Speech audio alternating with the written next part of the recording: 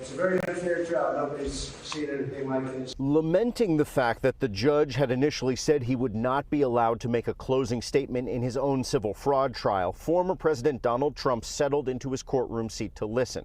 His attorneys made the argument that Attorney General Letitia James and her team did not make the case. Trump is accused of inflating various values of his properties to rip off banks and insurance companies. His legal team says there's no coordinated conspiracy, nobody was harmed, and the allegations are outside the statute of limitations anyway.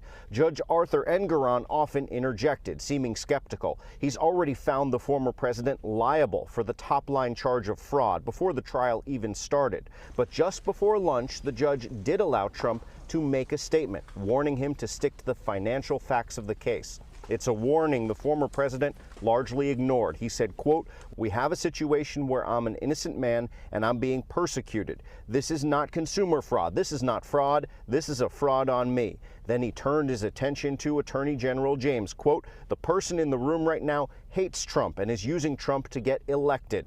It closely mirrored his comments outside the courtroom, where he continues to claim, without evidence, this case and several criminal cases he's facing this coming year are a coordinated conspiracy. These are all set up. Every time somebody sees me in court, remember, Joe Biden and his thugs that surround him did it. But at stake here is not Trump's freedom nor political prospects, but his wealth. The Attorney General is asking the judge to impose a more than $300 million fine and to bar him and his family from doing business in New York ever again. The personal attacks really don't bother me. This case is about the facts and the law.